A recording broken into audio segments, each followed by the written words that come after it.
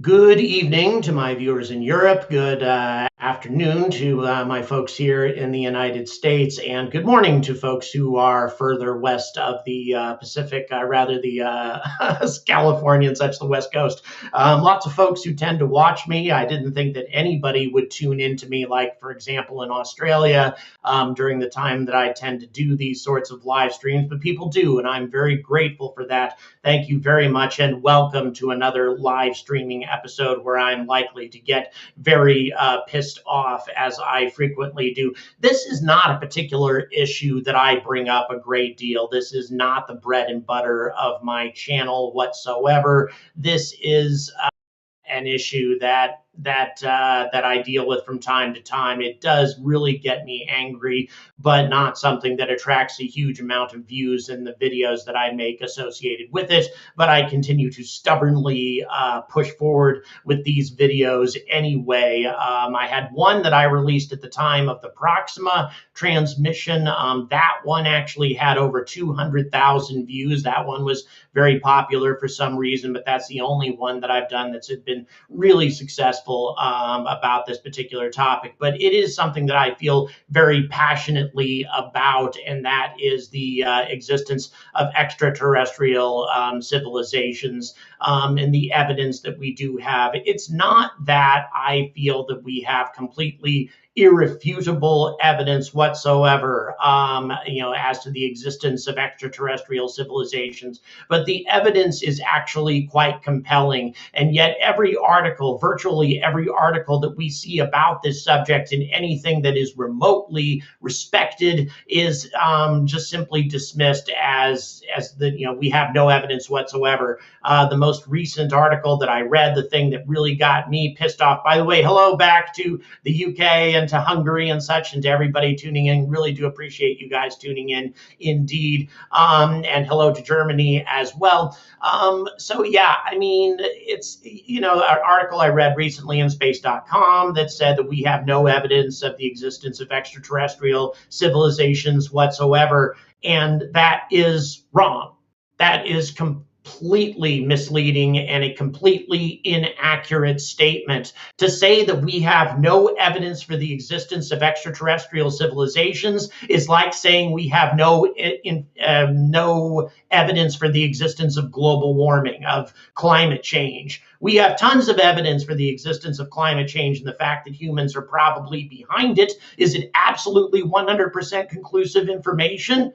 No, there have been other periods of climate change in the history of this planet, very rapid periods, actually, one of which was in the Middle Ages, the famous Little Ice Age that we had during the Middle Ages, that had nothing to do with human intervention whatsoever, and yet it happened. Now, do I believe that climate change is a natural thing right now? No, I think it's probably human caused, just as I believe that these phenomena are quite possibly caused by extraterrestrial civilizations. And boy, I just got a couple of super chats. Thank you guys, really do appreciate it. Ambo Neck, thank you so much for the 5 Canadian. And there's one right before you, and I'm sorry, it kind of flashed by. I didn't notice it. Alien, thank you so much. Really do appreciate you tuning in and for the super chat.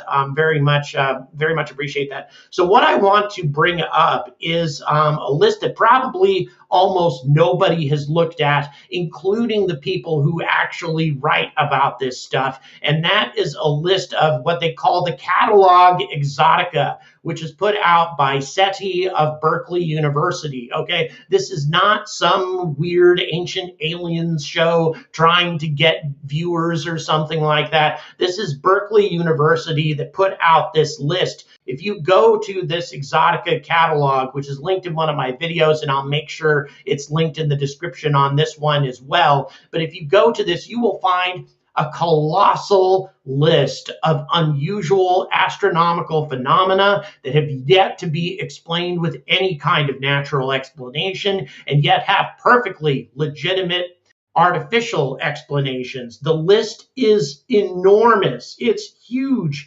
And so far, there are no natural explanations for many of these things occurring. And the reason, in many cases, that these different strange events that we have noticed in our night sky or in our universe is dismissed as being possibly artificial is because they come from areas of the universe that they regard as being uninhabited. Like if we get a strange transmission of a fast radio burst that's repeating, by the way, and repeating so precisely that we can set an atomic clock to it, well, guess what? That transmission's coming from a star system that has no planets, so can't be artificial.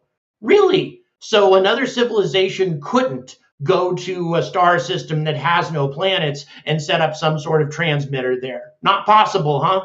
I mean, it's absurd. Why dismiss these kinds of things for such contrived and made up reasons when, it's perfectly, these explanations could also, be artificial, especially if we're lacking any sort of confirmed natural explanation. And there are a huge list of these things that, frankly, in my opinion, just get swept under the carpet. Not because the scientific community is trying to cover anything up. I don't believe that. I think that what's going on here is Patrick Berry, thank you so much for the 10 Australian. Wow, once again, folks in Australia watching me, thank you so much. I really do appreciate that. So yeah, I don't believe that there's any conspiracy to sweep this stuff under the carpet or anything like that. It's more of a matter of just, an overwhelming paradigm existing amongst the scientific community, dismissing these things, artificial explanations, as being ridiculous. For example, let me give you, an example of something that you would be automatically dismissed as being artificial. Something that was looked upon as being a techno-signature, let's say 30 years ago. For those of you familiar with the Kardashev scale, Kardashev level 3 civilizations would be civilizations that have encased every single sun in their galaxy with a Dyson sphere in order to get a huge amount of energy. Saurian Sky, thank you so much. Look out for the Borg there, by the way. Back to the dark galaxy. So the idea was if we found a galaxy that didn't have any solar activity, did not have any fusion going on, then that would be a galaxy where a civilization may have encased every single sun with a Dyson sphere. And guess what? We found those galaxies since that time. Very clear techno-signatures. And yet we fumble around looking for natural explanations. Why do we have these galaxies with an enormous amount of mass? More than enough mass for fusion to take place, and yet we see nothing. Why is that the case? Why are we looking at this? And they fumble around for all these crazy explanations, including things like dark matter that has yet to have any visible confirmation of existing. And yet those are the explanations we look at, as opposed to the possibility of a Kardashev level 3 civilization encasing every sun in their galaxy, with the exception of the red giants, which would be useless to a Kardashev level 3 civilization. Strangely enough, that's what these galaxies have. No stars except for the red giants. And, why is that not looked upon as the possibility of a Kardashev level 3 civilization? It's ridiculous. Real American, thank you so much for the support. Do you think they're keeping an eye on us? I think that if there are advanced civilizations within about 100 light years of us, they are very well aware of our presence. Rodney, thank you so much for the 20 New Zealand. So thanks so much for that support. Wow, people way out in the Pacific helping me out. Really do appreciate it, guys. You folks are amazing out there, tuning into my live streams at the times that you tend to tune into them. Really do appreciate your support. So yeah, I think that we are under observation by, if there are intelligent civilizations within about 100 light years, that they are aware of our presence. Let's see, dark matter is something that used to be called ether. The ether was removed from the periodic table, or the ether. Yeah, that's in the 19th century, that used to be the thought used to exist that space was comprised of something called that, the ether, the ether, whatever you want to call it.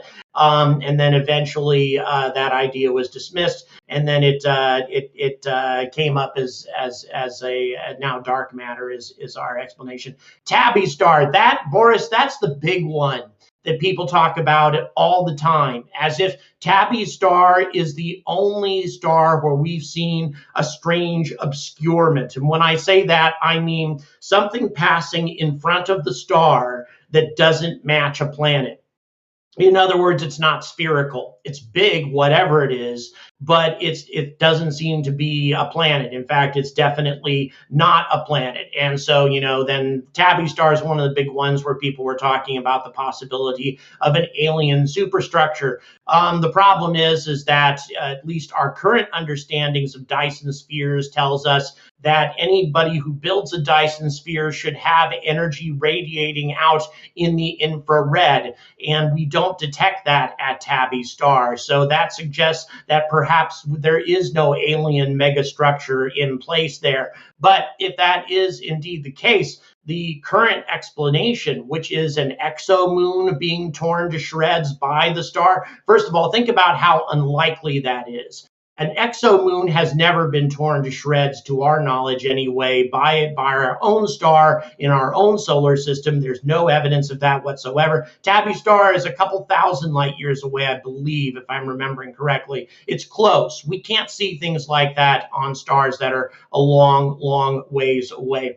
So with Tabby star, and by the way, Tabby star, if it was an alien megastructure, could not be a Dyson sphere, but rather some other kind of massive structure.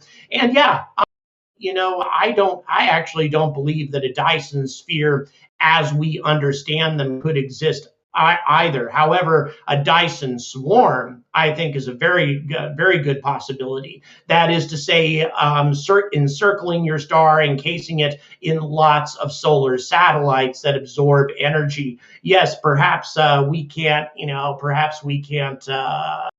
understand a civilization that would require that much energy. But once again, compare the amount of energy that our 21st century civilization requires versus the amount of energy that our civilization required back in 1800. The difference is colossal, just absolutely colossal. Moons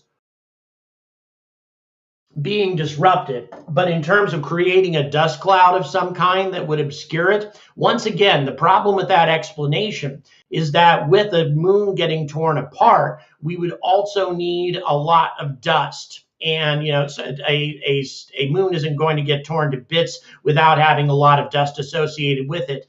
Any dust cloud orbiting a star also generates waste energy in the infrared. And we have seen no evidence of that from Tabby star. So any explanation that focuses around anything regarding dust clouds or anything else unusual is going to have some sort of infrared radiation being generated or something we should be able to observe in the infrared. Thus far, Tabby star has confounded us, but there are problems, of course, with that theory as well. Yeah, there's a lot of ex-military who say that we're in possession of alien craft and all that.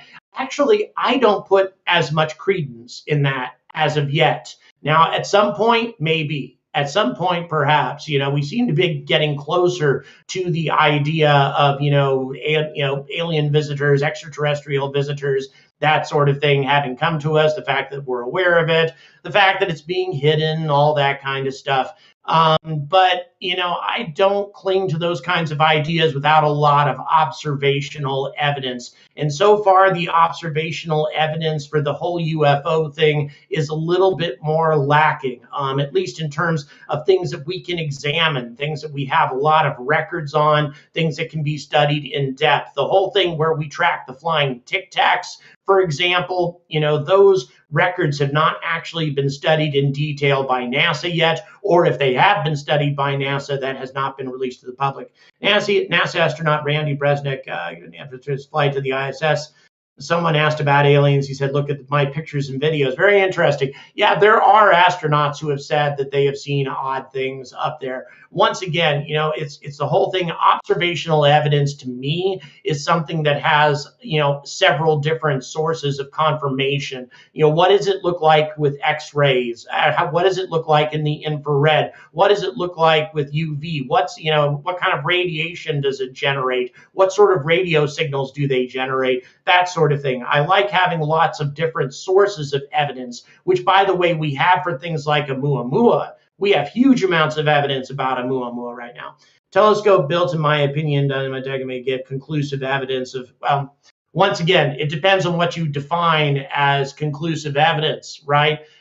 We have James Webb going up very, very soon. And Supax, brother, I hope you're doing okay. Sorry to interrupt there, guys. Very glad to see you, Supax, here on the stream. So, that's boy, lost my train of thought as far as that's concerned. I'll get it back. One thing I would, JWST. The infrared, once again, this is something that studies planetary systems in depth and in the infrared. And so if indeed there are going to be alien megastructures that generate energy that are going to radiate in the infrared as we currently think they might, then that JWST is going to show us that in a lot more detail. It's also going to give us a lot more information about extrasolar planets. It's going to give us a lot of information about planets in other solar systems. So yeah, there's a lot that we could gather from that. But here's my question. No matter how much evidence we get, is the scientific community ever going to say, yeah, we found something? Or, yeah, we probably found something? Or instead, are they going to desperately claw for any natural explanation, no matter how implausible? And then once we found an implausible natural explanation, then that's what we go with and forget about it. Why would any government admit that there are alien civilizations that have tech which allows them to fly on our airspace? It's true. It would be a frightening thing. The one thing that makes me wonder is that conspiracies are very hard to keep secret for the long term. Aaron Singh, thank you so much for your support. I really do appreciate that. So yeah, it's tough, to keep these conspiracies under wraps forever. Yes, Avi Loeb is my hero. He is, I would say, the most legitimate scientist when it comes to studying these things, because he doesn't take every piece of information, every unusual signal, every unusual phenomena that occurs in the universe and say, yeah, I bet you that's aliens. For example, the Proxima signal. He thinks that that's highly unlikely, very unlikely that that's from an extraterrestrial civilization. That if we have a civilization right in our backyard like that, then these things should be, far more unusual. And yeah, I know extraordinary claims require extraordinary evidence, but here's the question I have. Why is this claim so extraordinary? Why? Why do we believe the existence of civilizations beyond our own is so extraordinary? We know life can exist. We know life can evolve into an intelligent form of life. Why do we feel that that's such a unique event that it can't happen someplace else in our galaxy? It is very, very odd indeed for us to feel that, how extraordinary is this claim? Is it more extraordinary than dark matter? Is it more extraordinary to believe in something that we have no visual evidence of whatsoever, and yet people widely believe in the existence of that? And by the way, I do believe that dark matter exists. Why believe that exists when we have no visual evidence, and yet say that we have no visual evidence of extraterrestrial civilizations? Carl Magnus, thank you. We demand more energy now before the most individual functions become more energy efficient over time. Over 100,000 years of development. And greetings back to you in Sweden. Thank you so much, Carl Magnus. Yeah, I mean, who knows? Maybe a civilization would become more energy efficient over time. Here's one thing that a lot of people theorize when it comes to Dyson spheres, Dyson swarms, etc. And I'll get back to you, Artificial Womb. Thank you so much for your support. When it comes to an artificial civilization that say wants there to transfer their intelligence into a machine, for example, to make themselves immortal, a machine civilization. Some have theorized that this is the end total, the end result of any civilization is their desire to become immortal by transferring their consciousnesses into a machine. The amount of energy that's required to generate just one artificial intelligence with what we have at our disposal today is in the range of some of the larger nuclear reactors, and that's just one mind. What if we're talking about billions, or what if we're talking about trillions of minds and want to exist, on an immortal level in a machine civilization? That might require a hell of a lot of energy to do. So, I mean, that's just one idea as to why a civilization might need a Dyson sphere. Aliens would undeniably disprove religion. Religion is a form of control. Yep, 100 million. That has been talked about. Asbestos communism. Yeah, that is an idea that tends to be perpetuated. Is that with the existence of aliens, then our sense of faith would be shaken. Supak says the universe is so incomprehensibly vast. There must be much more out there than we could ever conceive of. I agree, and I think the evidence is there. Once again, if you go to this catalog and look at the immense list of odd things that we have found without natural explanations, you will see just how much there is out there that we have yet to explain. And it tends to indicate that there actually is a lot of life out there, that there are a lot of civilizations out there. We're just choosing to ignore it. We're choosing to not accept it because it is an extraordinary claim as we look upon it. It's a claim that you need so much evidence to back it up that, it becomes almost impractical to confirm it. Like I say, if climate change was held to the same standards, we would never take any action on it whatsoever, because there would always be some doubt. There's always some precedent in nature to suggest that climate can be significantly adjusted by natural causes. Stories of other beings higher than humans from ancient times. Yes, the ancient aliens thing, that's talked about a huge people. Is it possible we were ruled by lizard people? Not that cut the type of extraterrestrial life. Yes. What was that show again? V, that's it. As galaxies were encased with Dyson sphere swarms, they would still produce the same amount of light, just all be in the infrared range. Yes, Lord Michael, that is true. The one thing that we don't know yet and what we haven't looked at is a lot of those galaxies haven't been studied in the infrared yet. They haven't. There's been no confirmation made as to whether or not we really do have them radiating out in the infrared. And once again, how do we know that Dyson sphere technology would absolutely, definitely radiate that information out, that waste heat out in the infrared? Could a civilization not find a way to absorb that infrared radiation for maximum efficiency? Possible, but once again, it becomes much more difficult to confirm those sorts of things. But if you're going to use the whole infrared concept, if you're going to say, okay, it's not generating energy in the infrared, so we've got a problem, then you need to be consistent about that. There is a solar system that I've talked about many times that was surrounded by a dust cloud that was generating energy in the infrared, as we would expect a dust cloud to do, and it disappeared within 20 to 30 years. It vanished. A whole solar system's worth of matter completely vanished in front of our eyes, confirmed with our infrared observations. What happened to it? We have no natural explanation. We've seen nothing to indicate what could possibly cause something like that. I have an artificial explanation, but that's not going to be talked about. So, let's not even worry about it.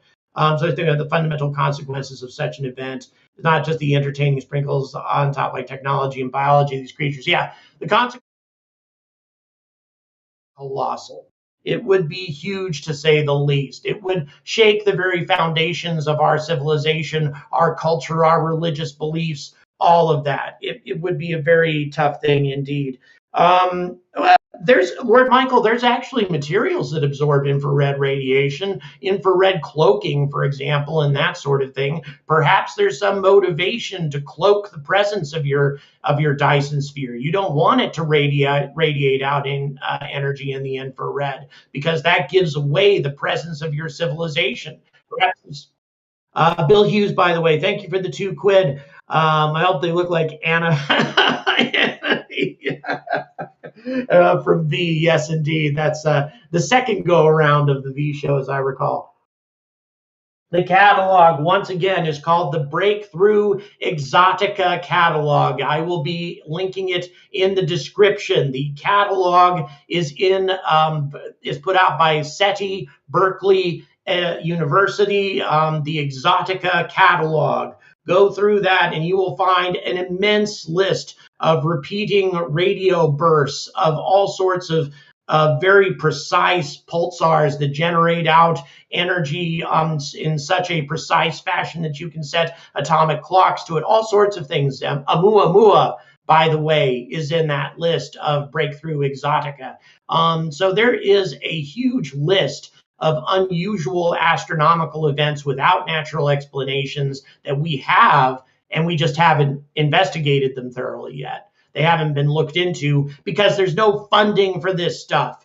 There really isn't. Ashley, we're living in the dark ages right now. It kind of feels like we are living in the dark ages in lots of ways.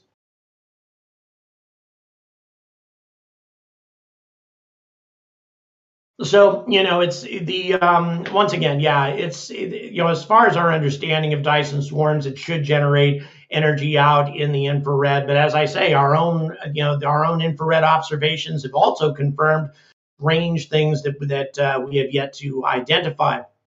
Marcos, there's another thing. Yeah, Dyson sphere around a red dwarf, a smaller star that generates a lesser amount of energy, especially an old red dwarf, one that doesn't flare up that often.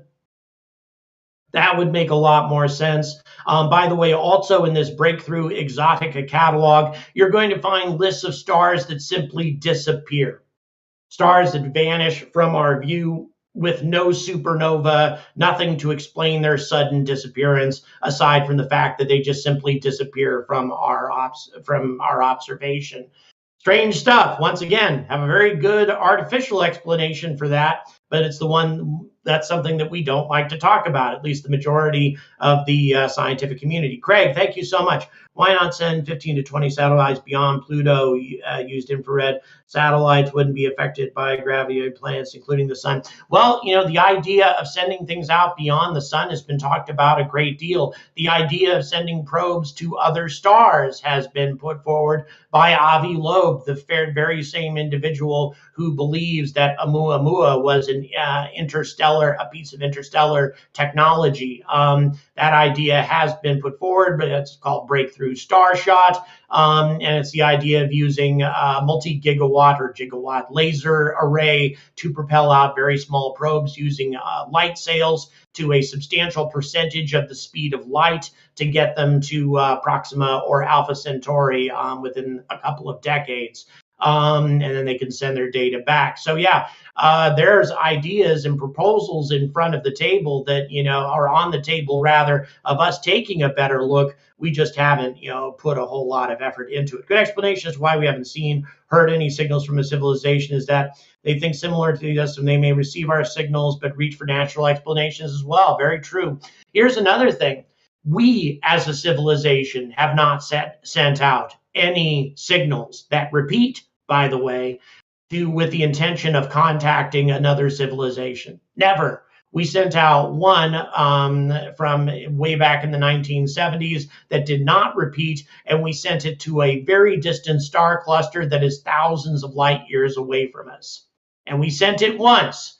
If we only sent it once, that means that whoever receives it, if they use the same principles that we use and the same criteria, that means that they are going to decide that it's not conclusive evidence for extraterrestrial civilizations. New information about the first sighting of a ninth planet There's something out there, we believe anyway, but there is no confirmation of the existence of this planet as of yet. Something that was talked about is Planet X back when I was a kid, the extra planet. Of course, it was the 10th planet back in those days, not the 9th planet, but nevertheless. Yeah, so yes, I believe Pluto's a planet. I mean, come on. We just a lot of people know about my prejudices when it comes to that. Just got my little comment from my partner in crime in Yorkshire. I mean, there's so many things about Pluto that are so dynamic. It has a dynamic geological system. It has cryovolcanoes, probably. It has an amazingly active surface. It has moons. It has so many things about it that scream planet. Give me a break. But I don't know, whatever. Whatever floats people's boat. There are more important scientific arguments to be made. We've got about 5 more minutes here, guys. Please please subscribe, and thank you so much for your support, those of you who've been jumping in, because I am going to be traveling to Great Britain next year. I'm going to be there for about a month is my intention, and I am going to be paying some visits to a lot of private spaceflight institutions. I have been given an open invitation from the CEO of one of the companies over there to help get me introduced to a lot of other folks in the UK to start covering that a lot more.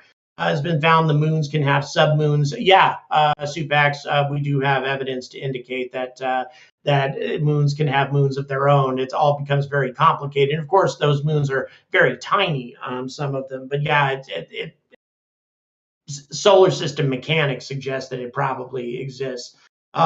From the old IRAS data, need someone to find it and see what the activity is. There's so many things that we need to research too. That is another huge problem to this particular issue, to the whole extraterrestrial civilization issue. Very little funding goes into this.